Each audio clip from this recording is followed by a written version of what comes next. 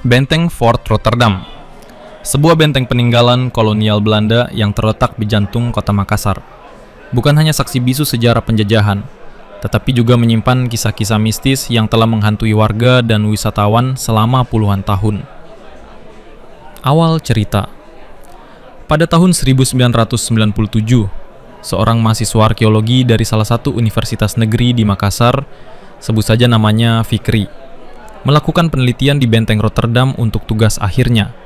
Ia mendapatkan izin khusus untuk bermalam di salah satu ruangan bekas penjara bawah tanah di kompleks benteng tersebut.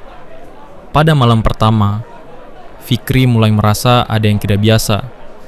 Udara terasa lebih dingin dari biasanya dan ia mencium bau anyir seperti darah kering.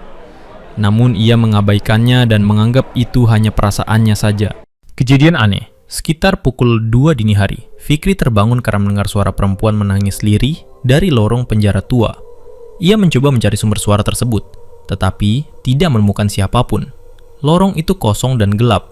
Namun, saat ia hendak kembali ke ruangannya, ia melihat seorang perempuan berpakaian kebaya kuning lusuh berdiri diam di ujung lorong. Wajahnya tertunduk, rambutnya panjang menutupi muka, dan tubuhnya sedikit membungkuk.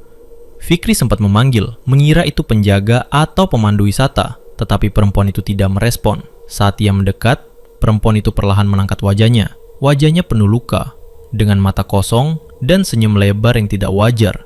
Fikri langsung pingsan di tempat. Misteri yang terungkap. Keesokan paginya, penjaga benteng menemukan Fikri tergeletak di lantai lorong penjara. Setelah sadar, ia menceritakan semuanya. Penjaga itu hanya mengangguk pelan dan berkata, "Kau melihat dia ya? Dia memang sering muncul pada malam Jumat Kliwon.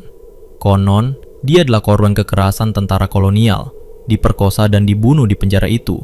Mayatnya dikubur tanpa nama di bawah lantai." Sejak saat itu, Fikri tidak pernah lagi kembali ke Fort Rotterdam dan kabarnya ia sempat dirawat karena trauma berat. Kesaksian lain. Cerita ini bukan hanya dialami oleh Fikri.